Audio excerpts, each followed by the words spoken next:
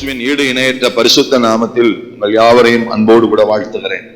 நேற்றைய தினத்திலே கடந்த நாட்களில் அப்போஸ்தலனாகிய பவுலுடைய விருப்பங்கள் என்று சொல்லி ஒரு முறை எடுத்தேன். நேற்றைய தினத்தில் அப்போஸ்தலனாகிய பவுலுடைய ஜெபம், நேற்றைய தினத்தில் ஒரு சில காரியங்களை தியானிக்க கர்த்தர் இரக்கம் பாராட்டினார். இன்றைக்கு அதனுடைய தொடர்ச்சியாக இன்னும் அப்போஸ்தலனாகிய பவுலுடைய ஜெபங்கள், வேதத்தில் என்னென்ன காரியங்கள் எழுதப்பட்டு இருக்கிறது, அவர் எப்படி எல்லாம் எதற்காக எல்லாம் ஜெபித்தார் என்கிற காரியத்தை குறித்து நாம் இன்றைக்கு தியானிக்க போகிறோம். நேற்றைய தினத்தில் நீங்கள் வராதவங்க அல்லது அதை அறிந்து கொள்ள வேண்டியவங்க நீங்க யூடியூப்ல போனீங்கன்னா அதை பார்க்கலாம், பார்த்து தெரிந்து கொள்ளுங்க.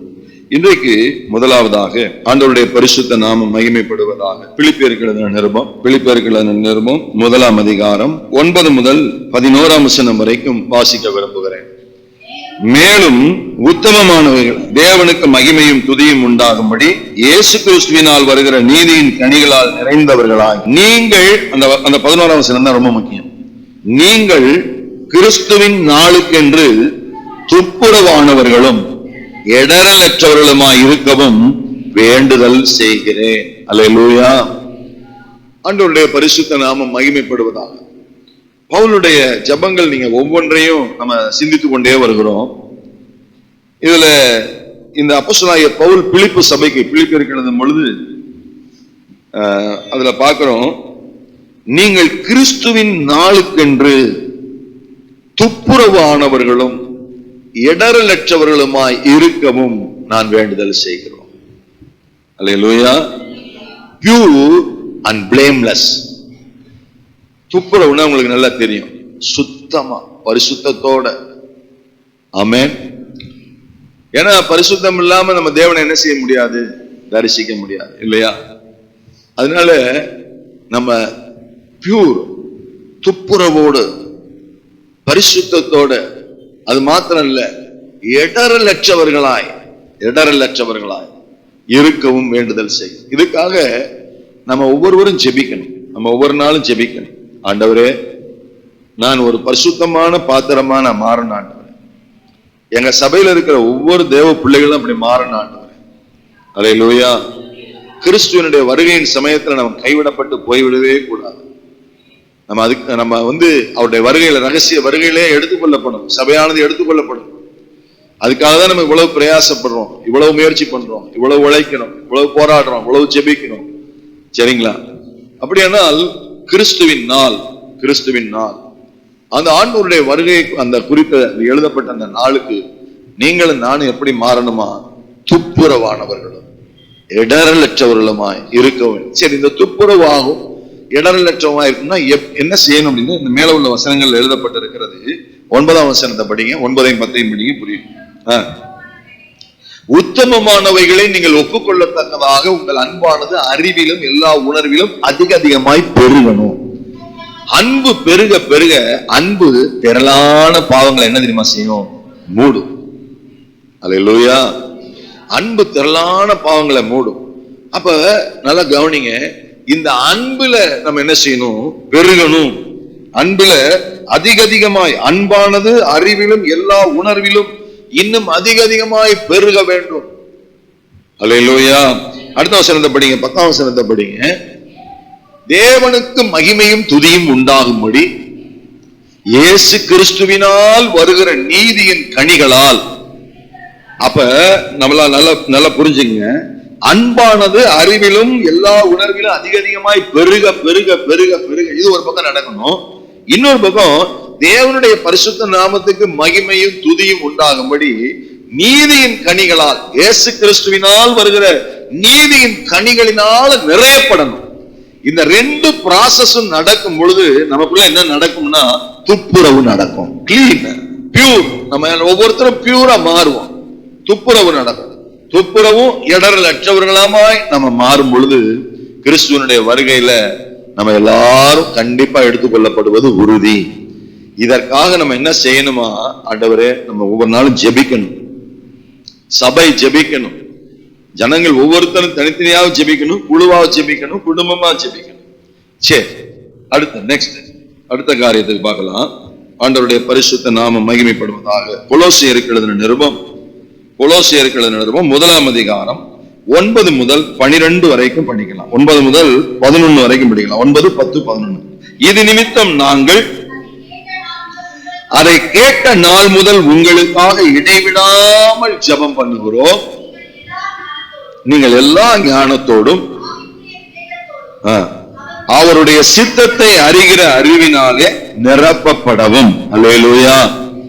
அவருடைய சித்தத்தை அறிகிற அறிவினால நிரப்ப. தேவனுடைய சித்தத்தை அறிகிறதுக்கு நம்ம என்ன செய்யணும்னா ஜெபிக்கணும். ஆரம்பிக்கும் போது எப்படி ஆரம்பிக்கிறார்? இது நிமித்தம் நாங்கள் அதை கேள்விப்பட்ட நாள் முதல் உங்களுக்காக இடைவிடாமல் நாங்க ஜெபம் பண்றோம். என்ன ஜெபம் பண்றோம்னா, நீங்க எல்லா ஞானத்தோட ஆவிக்குரிய விவேகத்தோட அவருடைய சித்தத்தை அறிகிற அறிவினால நிரப்பப்படும். ஒவ்வொருவருக்கும் ஒரு சித்தம் உண்டு. ஒவ்வொருத்தரை குறிச்சு தேவ சித்தம் ஒவ்வொருத்தருக்கும் உண்டு. நம்ம யாரையும் பார்த்து காப்பி அடிக்க வேண்டிய அவசியமே இல்லை. அல்லேலூயா. நம்ம உலகத்துல நல்ல கவனிங்க, உலகம் நமக்கு முன்மாதிரி இல்லை. அதே போல நம்ம அடுத்தவங்க செய்யற ஊழியத்தையோ அடுத்தவங்க செய்யற காரியங்களையோ நம்ம அதாவது அதை இமிட்டேட் பண்ணி செய்யணுங்கிற அவசியம் இல்லை. ஆண்டவரே, என்னை குறித்து உங்களுடைய சித்தம் இல்லை. நேற்றைய தினத்துல சொன்னேன், பவுல் சொன்னாரு, முதல்ல அவருடைய சந்திப்பு நேரத்திலேயே கிறிஸ்துவ பார்த்து சொன்னாரு, ஆண்டவரே நான் என்ன செய்ய சித்தமாய் இருக்கிறேன், ஜெபம் பண்ணார். அப்படியானால் ஆண்டவரே நான் என்ன செய்யணும், நான் என்ன செய்யணும்? எல்லாரும் டிவி ஊழியம்னா எல்லாரும் டிவி ஊழியம் செய்யணும். கர்த்தருக்கு ஸ்தோத்திரம். எல்லாரும் ஒருத்தரை பார்த்து ஒருத்தர் இமிட்டேட் இல்லை. என்னை குறிச்சு உங்களுடைய சித்தம் என்ன ஆண்டவரே? கண்டிப்பா தேவன் உங்களுக்கு வெளிப்படுத்த சித்தம் உள்ளவராக இருக்கிறார். தொடர்ந்து போங்க, வேகமா 10வது வசனத்துக்கு போங்க. சகலவித நற்கிரியைகளும் ஆகிய கனிகளை தரணும். நல்லா கவனிங்க, கனி தரணும், ஃப்ரூட். அதான் ரொம்ப முக்கியம். சகலவித நற்கிரியைகளுமாகிய கனிகளை தரணும். தொடர்ந்து போங்க. தேவனை அறிகிற அறிவுல விருத்தி அடையணும். கர்த்தருக்கு பிரியமுண்டாக அவருக்கு பாத்திரமாய் நடந்து கொள்ளணும். அப்புறம் சந்தோஷத்தோட கூடிய எல்லா பொறுமையையும் நீடிய சாந்தமும் உண்டாவதற்கு மகிமையானவருடைய வல்லமையின்படி எல்லா வல்லமையாலும் பலப்படுத்தப்படவும் உங்களுக்காக வேண்டிக் கொள்ளுகிறேன். இது எல்லாம் அதுல 5 குறிப்பு இருக்கு. இந்த 5ஐயும் சேர்த்து நான் ஒண்ணு மொத்தமா சொல்லிடுறேன். நம்ம எல்லா தேவனுடைய எல்லா வல்லமை, தேவனுடைய சித்தத்தை குறித்து அறிகிற அறிவில நம்ம எல்லா காரியங்கள்லையும் நம்ம என்ன செய்யணும்? ஜெபம் பண்ணியே ஆகணும். அல்லேலூயா. அந்த ஜெபத்திலே ஆரம்பிச்சு ஜெபத்திலே முடிக்கிறார் பாருங்க. 9 ஜெபத்துல ஆரம்பிச்சு 9 ஜெபத்துல 11 ஜெபத்திலே முடிக்கிறார். இது நிமித்தம் நாங்கள் அதை கேள்விப்பட்ட நாள் முதல் உங்களுக்காக இடைவிடாமல் ஜெபம் பண்ணுகிறோம். நீங்கள் எல்லா ஞானத்தோடும் ஆவிக்குரிய விவேகத்தோடும் அவருடைய சித்தத்தை அறிகிற அறிவினாலே நிரப்பப்பட வேண்டும். நல்ல நற்கிரிகளும் ஆகிய கனிகளை தர வேண்டும். தேவனை அறிகிற அறிவுல விருத்தி அடையணும். விருத்தி அடையணும். ஏதோ 4 வார்த்தை படிச்சுட்டா உடனே நம்ம என்ன செஞ்சிடக்கூடாது? நம்ம மனம் போன போக்குல நடக்க கூடாது. விருத்தி அடையணும். ஆண்டவருக்கு மகிமை உண்டாவதாக ஸ்தோத்திரம். விருத்தி அடையணும். அதுதான் கர்த்தர் விரும்புகிறார். அடுத்து கர்த்தருக்கு பிரியமுண்டாக அவருக்கு பாத்திரமா நடக்கணும். கர்த்தரை பிரியப்படுத்தணும். முதல்ல கர்த்தரை பிரியப்படுத்தி அவருக்கு பாத்திரமா நடக்கணும். அதோடு மாத்திரம் அல்ல, எல்லா பொறுமையும் நீடிய சாந்தம் உண்டாவதற்கு மகிமையானவருடைய வல்லமையின்படி வல்லமையாலும் பலப்படுத்தப்படவும் உங்களுக்காக நாங்கள் வேண்டுதல் செய்கிறோம். சபையில இதை நம்ம கண்டிப்பா ஜெபிக்கணும். இதெல்லாம் வச்சு நம்ம ஜெபிக்கணும். ஆமென் சொல்லலாமா? ஒவ்வொருத்தருக்கும் உண்டான சித்தம். இங்க உட்கார்ந்து இருக்கிற 60 பேர் 70 பேர், இவங்க எல்லாருக்கும் ஒவ்வொருத்தருக்கும் ஒரு சித்தம் உண்டு. ஒவ்வொருத்தரை குறிச்சு ஆண்டவர் ஒரு சித்தம் உள்ளவராயிருக்கும். சரி, அடுத்த காரியத்துக்கு போலாம். கர்த்தர் நாமம் மகிமைப்படுவதாக. 1 தெசலோனிக்கேயர் 1ஆம் அதிகாரம். ஆண்டவருக்கு மகிமை உண்டாவதாக ஸ்தோத்திரம். 1 தெசலோனிக்கேயர் 1ஆம் அதிகாரம் 2, 3, 4 வசனம். அதுக்கு முன்னால இன்னொரு காரியம் விட்டுட்டேன், படிங்க. கொலோசியர் 4:4 படிங்க. கொலோசியர்லயே 3வது வசனத்தை படிச்சு 4ஆம் வசனம் படிங்க. கிறிஸ்துவினுடைய ரகசியத்தின் நிமித்தம் கட்டப்பட்டு இருக்கிற நான் அந்த ரகசியத்தை குறித்து பேச வேண்டிய பிரகாரமாக பேசி அதை வெளிப்படுத்துவதற்கு திருவசனம் செல்லும்படியான வாசலை தேவன் திறந்தருளும்படி எங்களுக்காகவும் வேண்டிக்கொள்ளும். ஊழியம் செய்கிற அத்தனை பேருக்காக வேண்டிக்கொள்ளும். நம்ம ஊழியத்துக்காக மட்டும் இல்லைங்க, எல்லா ஊழியங்களுக்காகவும் வேண்டும், ஜெபிக்கணும். அதுல ரொம்ப கவனமா இருக்கும். கர்த்தருக்கு மகிமை உண்டாகட்டும் ஸ்தோத்திரம்.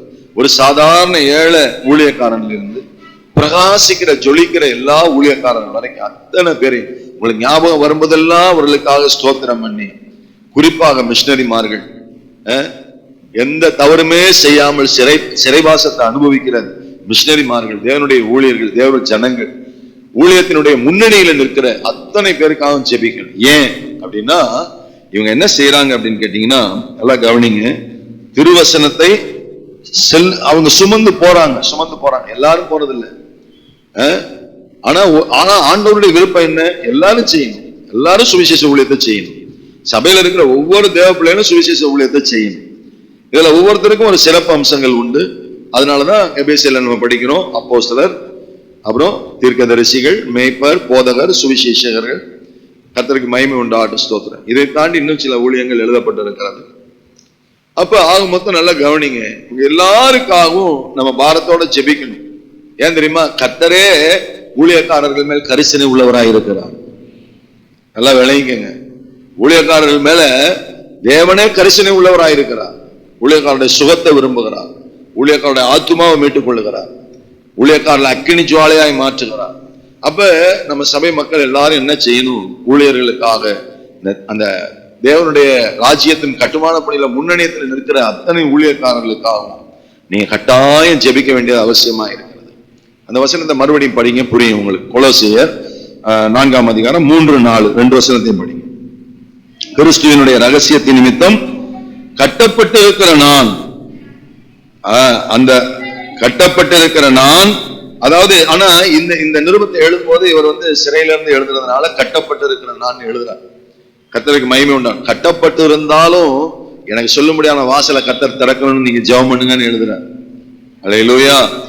ஏன்னா அவ்வளவு கண்ட்ரிஸ், அவ்வளவு தேசங்களுக்குள்ள போய் கர்த்தருடைய ராஜ்யத்தின் சுவிசேஷத்தை விதைத்த அந்த அருமையான தேவ மனுஷனுடைய இருதயத்தில் உள்ள பாரம் பாருங்க. நான் இன்னும் செய்யணும், இன்னும் சொல்லணும், இன்னும் சொல்ல முடியாது, போகக்கூடாத இடங்களுக்கு போகணும், சொல்லணும், அந்த பாரம்.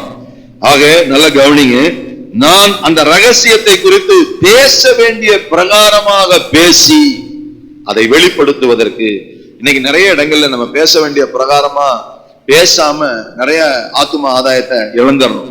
சரிங்களா? அப்ப யூதனுக்கு யூதனை போல, கிரேக்கனுக்கு கிரேக்கனை போல, நியாயப்பிரமாணம் உள்ளவர்களுக்கு நியாயப்பிரமாணம் உள்ளவர்களை போல, நியாயப்பிரமாணம் இல்லாதவர்களுக்கு நியாயப்பிரமாணம் இல்லாதவர்களுக்கு எப்படியாவது சிலர் ஆதாயப்படுத்தும்படிக்கு எல்லாருக்கும் எல்லாமானு சொல்றாரு இல்லையா?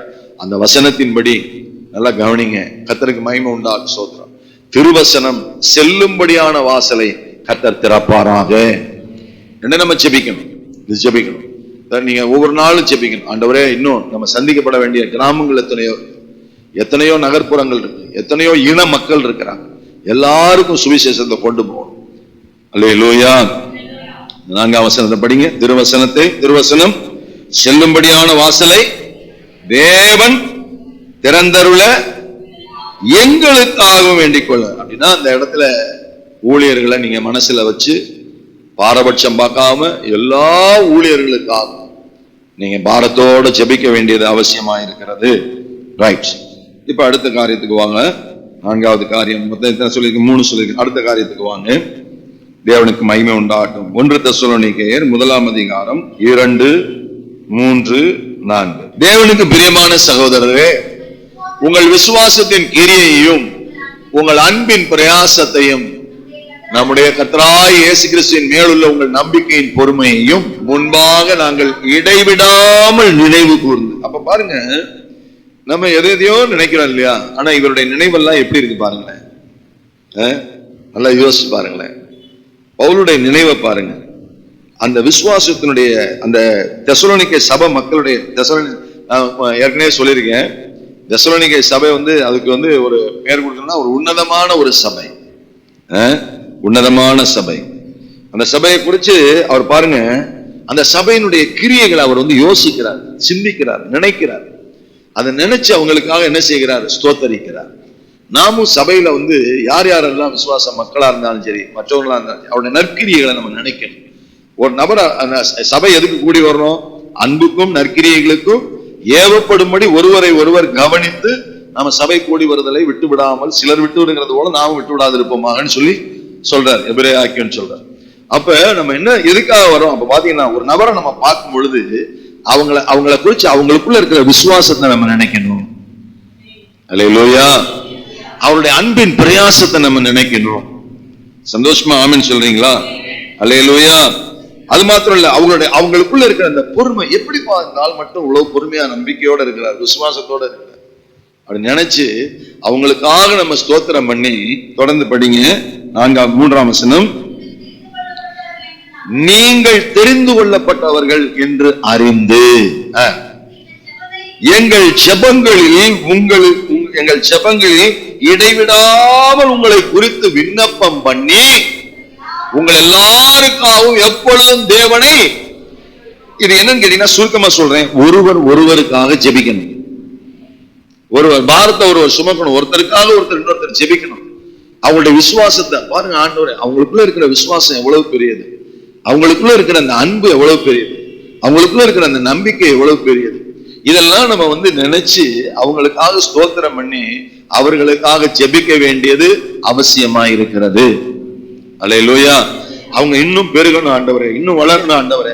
அவங்கள பார்த்து, அவங்க விசுவாசத்தை பார்த்து, அவங்க அன்பை பார்த்து, அவங்க நற்கிரிகளை பார்த்து, அவங்க இன்னும் 4 பேருக்கு இன்னும் ஆதாயம் பண்ணணும், இன்னும் 4 பேர் அவங்க மூலமா ரட்சிக்கப்படணும் அப்படின்னு சொல்லி அவங்களுக்காக ஜெபிக்கணும்னு சொல்லி பவுல் நினைப்பூட்டுகிறார். எத்தனை பேர் சந்தோஷமா இருக்கிறீங்க? அல்லேலூயா. கர்த்தருடைய பரிசுத்த நாமத்துக்கு மகிமை உண்டாவதாக. சரி, அடுத்த காரியத்துக்கு போகலாமா? தேவனுக்கு மகிமை உண்டாவதாக. இப்ப என்னென்ன பார்த்திருக்கோம்? கிறிஸ்துவனுடைய நாளுக்கென்று நாம துப்புரவும் இடரலற்றவர்களுமாய் இருக்கும்படி ஜெபிக்க வேண்டும். அது மாத்திரமல்ல, தேவனுடைய சித்தம், கனி கொடுக்கிற ஜீவியம், அவருடைய எல்லா வல்லமையாலும் நம்ம பலப்பட வேண்டும். அது மாத்திரமல்ல, அடுத்து திருவசனம் செல்லும்படியான வாசலை திறக்கும்படி தேவனுடைய ஊழியக்காரர்கள், எல்லா ஊழியக்காரர்களை நினைவுல வச்சு, ஊழியக்காரர்கள் மிஷினரிமார்களுக்காக, அவருடைய குடும்பங்களுக்காக, அவருடைய தெய்வீக ஆரோக்கியத்துக்காக, அவருடைய தரிசனத்துக்காக, எல்லா காரியங்களுக்காக ஜெபிக்கணும். அடுத்து 4ஆவதாக சொன்னேன், தெரிந்து கொள்ளப்பட்டவர்களுக்காக நம்ம ஜெபிக்கணும். சரி, அடுத்து 2 தீமோத்தேயுவின் புத்தகம் 2ஆம் தீமோத்தேயு 1ஆம் அதிகாரம் 3ஆம் வசனம் 4ஆம் வசனத்தை நாம் வாசிக்கிறோம். நல்லா கவனிங்க. நான் இரவும் பகலும், எல்லாரும் சொல்லுங்க பார்க்கலாம், நான் இரவும் பகலும் இடைவிடாமல் என் ஜபங்கள்ல உன்னை நினைச்சு உன் கண்ணீரை ஞாபகம் பண்ணி சந்தோஷத்தால் நிறையும்படிக்கு உன்னை காண வாஞ்ச. அப்படின்னா நல்லா கவனிங்க. கர்த்தருக்கு ஸ்தோத்திரம். தீமோத்தேயுவை குறித்து எழுதுறார் 2வது நிருபத்துல. தீமோத்தேயுவினுடைய அவருக்குள்ள இருந்த விசுவாசத்தை குறித்து நினைத்து எழுதுகிறார். இதுல நான் என்ன சொல்ல விரும்புறேன் அப்படின்னு கேட்டீங்கன்னா, பவுலுகிட்ட ஒரு பழக்கம் இருந்துச்சு. என்ன பழக்கம்னா, இரவும் பகலும் ஜெபிக்கிற பழக்கம். நம்ம என்ன செய்யறோம் தெரியுமா? ஒரு ஜெபத்துக்கு ஒரு எல்லையை வச்சிடறோம். சரி, காலைல இருந்துச்சு ஒரு நேரம் ஜெபம் பண்ணா போதும், அதே போல ராத்திரில ஒரு நேரம் ஜெபம் பண்ணா போதும். இல்லைங்க. ஆனா பவுல் பாருங்க, அவர் ராத்திரி பகலா, இரவும் பகலும். ஏன் தெரியுமா அப்படி ஜெபிச்சாரு? நீங்க வெளிப்படுத்தின விஷயத்துல படிச்சு பாருங்க. இரவும் பகலும் குற்றம் சாட்டுகிறதற்காக பிசாசு தேவ ஜனங்கள் மேல அவன் தீவிரமாய் செயல்பட்டு கொண்டிருக்கிறான்.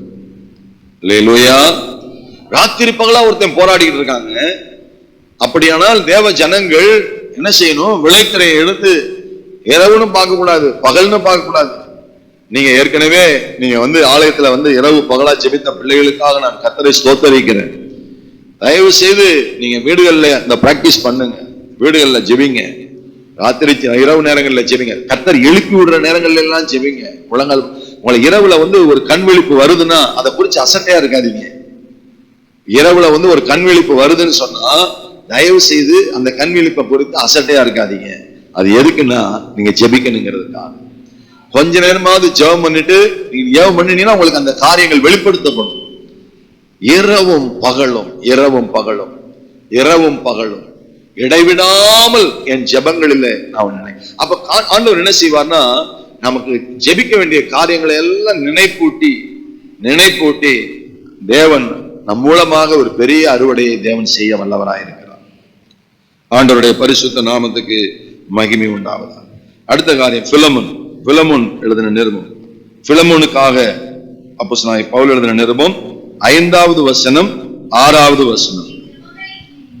என் ஜெபங்களில் உன்னை நினைத்து எப்பொழுதும் என் தேவனுக்கு ஸ்தோத்திரம் செய்து உங்களில் உள்ள சகல நன்மைகளும் தெரியப்படுகிறதினாலே உம்முடைய விசுவாசத்தின் அந்யோன்யம் கிறிஸ்து இயேசுவுக்காய் பயன்பட வேண்டும் என்று வேண்டுதல் செய்கிறேன். அல்லேலூயா. நல்லா கவனிங்க. இந்த பிலமோனுக்கு எழுதும் போது அவர் சொல்றாரு, வா உன் அன்ப, உன் விசுவாசத்தை, நீ செஞ்ச சகல நன்மைகளை எல்லாத்தையும் நான் அறிஞ்சிருக்கிறேன். இது எல்லாமே நல்லா கவனிங்க. அவர் சொல்றாரு, இந்த விசுவாசம் அந்யோன்யம் எல்லாமே யாருக்கு பயன்படணும் தெரியுமா? கிறிஸ்துவுக்காக பயன்பட வேண்டும். நல்லா புரிஞ்சுங்க. இங்க இருக்கிற நம்ம எல்லாரும், நம்ம சபைக்குள்ள இருக்கிற ஒவ்வொரு தேவ பிள்ளைகளும் யாருக்கு பயன்படணும் தெரியுமா? கிறிஸ்து இயேசுவுக்காக பயன்படணும் அப்படிங்கிற ஜெபத்தை செய்யணும். ஏன்னா நம்ம இவ்வளவு பெரிய வாழ்க்கை, ஒரு நீண்ட ஒரு 50 வருஷமோ 70 வருஷமோ 80 வருஷமோ நமக்கு தேவன் வச்சிருக்கிற நாட்கள்ல எல்லாம் நம்ம வாழ்ந்து முடிச்சு ஆண்டவருக்காக பயன்படாம போனா அதுல ஒரு பிரயோஜனம் இல்லை. அதனால ஆண்டவரே, நான் உங்களுக்காக பயன்பட வேண்டும் என்கிற ஜெபத்தை நம்ம செய்யணும். எத்தனை பேர் செய்ய போறீங்க? அல்லேலூயா. நம்ம சபையில இருக்கிற ஒவ்வொரு தேவ பிள்ளை, நம்ம சபையில் இல்ல, ரட்சிக்கப்பட்ட அத்தனை பேருமே கிறிஸ்துவுக்காக இயேசுவுக்காக பயன்பட்டே ஆக வேண்டும். இந்த ஜெபத்தை கண்டிப்பா நீங்க செய்தே ஆகணும். இது பவுலுடைய விருப்பம். பவுல் ஜெபங்கள்ல ராத்திரி போல அவர் ஜெபிக்கிற ஜெபத்தினுடைய கடைசியாக ஒண்ணு சொல்லி நான் முடிக்க விரும்புறேன். 1 தீமோத்தேயுவின் புத்தகம் 2ஆம் அதிகாரம் முதல் 3 வசனங்களை, 1 தீமோத்தேயு 2ஆம் அதிகாரம் முதல் 3 வசனங்கள். இது எல்லாருக்கும் மனப்பாடமா தெரிஞ்ச வசனம். நான் பிரதானமாய் சொல்லுகிற புத்தி என்னவெனில், எல்லா மனுஷருக்காகவும் விண்ணப்பங்களையும் ஜபங்களையும் வேண்டுதல்களையும் ஸ்தோத்திரங்களையும் பண்ண வேண்டும் சொல்லிட்டு, அப்ப நல்லா கவனிங்க.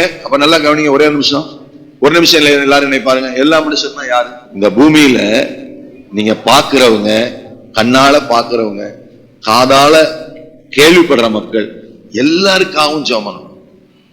ஒரு ஏழை எளிய ஒரு துப்புரவு தொழிலாளர்களுக்காக ஜெபம் பண்ணணும். ஒரு ஆட்டோவில் ஏறி போகும்போது ஆட்டோ ஓட்டுநருக்காக ஜெபம் பண்ணணும். ஒரு பஸ்ல பிரயாணம் பண்ணும்போது பஸ்ல உள்ள டிரைவர் கண்டக்டர்களுக்காக ஜெபம் பண்ணணும். பயணிகளுக்காக ஜெபம் பண்ணணும். நீங்க ஏத்தாப்புல போகும்போது ஒரு லாரியை பாக்குறீங்க, அந்த லாரி டிரைவர், ஆண்டவரே அந்த லாரி டிரைவரை ரட்சிங்கன்னு சொல்லணும். ஆண்டவரே, அல்லேலூயா. அதே போல ஒரு ஆம்புலன்ஸ் வண்டி போகுது, ஆண்டவரே இந்த ஆத்மா பூரண சுகமடையட்டும், விடுதலை அடையட்டும், இந்த ஆத்மாவை கொண்டு போகிற அந்த டிரைவர் ரட்சிக்கப்படட்டும், அதுக்கு உதவியாளர்கள் ஸ்டாஃப் நர்ஸ் ரட்சிக்கப்படட்டும். மருத்துவமனை பக்கம் போனீங்கன்னா மருத்துவமனையில் டாக்டர் ரட்சிக்கப்படும். நீங்க எங்கெங்கெல்லாம் போறீங்களோ அங்கெங்கெல்லாம் நீங்க ஒரு ஜெபமா மாத்துகிறதற்கு கர்த்தர் உங்களுக்கு கிருபையை கொடுத்திருக்கிறார். எல்லா மனுஷனும் தயவு செய்து அந்த வார்த்தையை எல்லாரும் சொல்லுவீங்களா? எல்லா மனுஷனும். இது உங்க இருதயத்தை ஆழமா பதியணும்னு நான் விரும்புறேன். எல்லா மனுஷனும் ரட்சிக்கப்படணும். ஆண்டவரே, காலையில எந்திரிச்சு நீங்க பால் வாங்க போகும்போது பால்காரன், ஆண்டவரே இந்த பால்காரன் ரட்சிங்க. காய்கறி கூட உங்க வீட்டு வாசல்ல காய்கறி அம்மா இறக்கும் போது, ஆண்டவரே இந்த காய்கறி தாயாரை ரட்சிங்க. ஆண்டவரே, தண்ணி திறந்து விட வர்ற அந்த பிளம்பரை, ஆண்டவரே பிளம்பரை ரட்சிங்க, எலக்ட்ரிஷியனை ரட்சிங்க, பெயிண்டரை ரட்சிங்க. ஏன் சொல்லக்கூடாது? ஏன் ஜெபிக்க கூடாது? ஏன் முயற்சி பண்ணக்கூடாது? ஆண்டவர் பவுலுடைய விருப்பம் என்ன தெரியுமா? எல்லா மனுஷனும். அதை எப்படி தெரியுமா சொல்றாரு? நான் பிரதானமாய் சொல்லுகிற புத்தி என்னவெனில், நமக்கு ஒரு புத்தியை அவர் சொல்லி கொடுக்கிறார். ஜெபத்துல இப்படிப்பட்ட காரியங்களை நீங்க செய்யணும்னு சொல்லி கொடுக்கிறார். எல்லா மனுஷருக்காகவும் விண்ணப்பம் பண்ணணும், ஜெபம் பண்ணணும், வேண்டுதல் செய்யணும், ஸ்தோத்திரம் பண்ணணும். நாளையும் செய்யணும், மாத்தி செய்யணும். அப்ப நம்ம ஜீவியம் உண்மையிலே சொல்றேங்க, வேற எந்த தவறான எண்ணத்துக்கும் போகவே போகாது. நீங்க இதை பிராக்டிஸ் பண்ணி பாருங்க. கண்டிப்பா நம்ம யாரை குறிச்சும் கோல் சொல்ல மாட்டோம், யாரை குறிச்சும் தேவையில்லாத பேச மாட்டோம். நம்ம லைஃப் ஸ்டைல எப்படி மாறிடும் அப்படின்னா, நம்ம நடமாடுகிற ஒரு ஜெப, ஆமா கர்த்தருக்கு ஸ்தோத்திரம், நடமாடுகிற நிருபமா மாறிடுவோம். படிங்க, இப்ப படிங்க, தொடர்ந்து படிங்க. இல்லம்மா, அதுதான் முடிச்சிட்டோமே. அடுத்த வசனம் போங்க. நாம் எல்லா பக்தியோடும் நல்ல ஒழுக்கத்தோடும் கலகமில்லாமல் அமைதியுள்ள ஜீவனம் பண்ணும்படிக்கு ராஜாக்களுக்காகவும் அதிகாரம் உள்ள யாவருக்காகவும் அப்படியே செய்ய வேண்டும் சொல்லிட்டு அவர் சொல்றாரு. அதுதான் ரொம்ப முக்கியம். நம்முடைய இரட்சகராகிய தேவனுக்கு முன்பாக அது நன்மையும் பிரியமுமாய் இருக்கிறது. பாருங்க, மணிப்பூர் பற்றி எரியுது. நம்ம யாருக்காக ஜெபிக்கணும்? ஆட்சி பீடத்தில் இருக்கிறவங்களுக்காக ஜெபிக்கணும். மணிப்பூர் மட்டும் இல்லைங்க, இப்ப மணிப்பூர்ல இருந்து அடுத்து ஜார்க்கண்ட் வந்தாச்சு.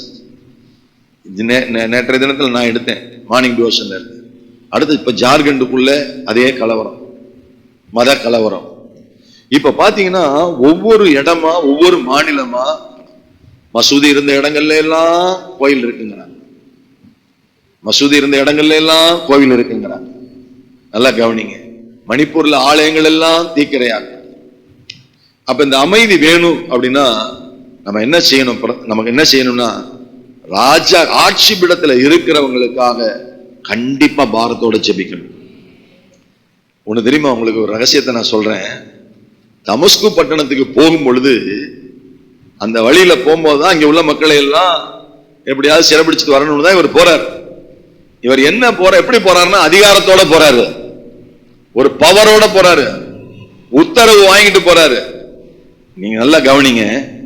இப்ப தமஸ்கு உள்ள இருக்கிற மக்கள் எல்லாரும், விசுவாச மக்கள் எல்லாரும் யாருக்காக ஜெபிக்கிறாங்க தெரியுமா? பவுலுக்காக ஜெபிக்கிறாங்க. அந்த ஜெபம் தான் பவுலை என்ன செஞ்சது? சவுலை சந்திச்சு பவுலாய் மாற்றி என்னை பெரிய அற்புதத்தை செய்தார். நான் சொல்றேன், விசுவாசிகளுடைய ஜெபம், சபை மக்களுடைய ஜெபம் ஒருபோது வீணாய் போவதே இல்லை. கட்டாயம் அதுக்கு பதில் உண்டு. நாம விசுவாசத்தோடு ஜெபிக்கிறப்ப அதுக்கு பதில் உண்டு. ஆமென் சொல்லுவீங்களா? எப்பேற்பட்ட கடின இருதயம் உள்ளவர்களையும் தேவனாலே சந்திக்க முடியும். மனுஷனால முடியாது. இந்த மாத வாக்குத்தத்தம் தேவனாலே முடியும். ஒரு அல்லேலூயா சொல்லுவீங்களா? எழும்பி நின்று ஜெபம் பண்ணுவோமா? எல்லாரும் ஜெபம் பண்ணுவோமா? பரிசுத்தமுள்ள தகப்பனே, இயேசுவின் நாமத்தினால இந்த நாள்ல இரண்டாவது அதை தொடர்ந்து அப்போஸ்தலனாகிய பவுலுடைய ஜெபத்தை நாங்கள் தியானித்தோம். ஆண்டவரே, கிறிஸ்துவினுடைய நாளுக்கென்று நாங்கள் துப்புரவா இடரலற்றவர்களாய் இருக்க நாங்கள் ஜெபிக்கிறோம். ஆண்டவரே, அப்போஸ்தலனாகிய பவுலுடைய ஜெபத்திலே அதை மிகவும் வலியுறுத்துகிறதை நாங்கள் பார்க்கிறோம். கிறிஸ்துவின் நாளுக்கென்று சபைகள் துப்புரவு ஆவதாக, இடரலற்றவர்களாய் மாறுவார்களாக. தகப்பனே, உமக்கு ஸ்தோத்திரம். எல்லாரும் ஸ்தோத்திர பலிகளை சேரெடுக்கலாம். ஆண்டவரே, உமக்கு நன்றி அப்பா. உமக்கு கோடான கோடி ஸ்தோத்திரம். தேவனுடைய சித்தம் ஆண்டவரே, ஆண்டவரே, சகலவிதமான நற்கனிகளை தந்து எல்லா வல்லமையாலும் பலப்படுகிறதற்கு கிருபை செய்யுங்க. ஆண்டவரே, திருவசனம் செல்லும்படியான வாசல்கள் திறக்கப்பட, ஆண்டவரே, யார் யாருக்கு எப்படி எப்படி எல்லாம் நற்செய்தி அறிவிக்க வேண்டும் என்கிற அந்த காரியத்தை ஆண்டவரே, தேவரே, ஒவ்வொரு ஊழியர்களுக்காகவும் ஜெபிக்கிறோம். ஆண்டவரே, தேசம் முழுவதும் இருக்கிற அத்தனை ஊழியர்களுக்காக ஜெபிக்கிறோம். தகப்பனே, உமக்கு ஸ்தோத்திரம். ஆண்டவரே, இயேசு ராஜாவே, உமக்கு ஸ்தோத்திரம்.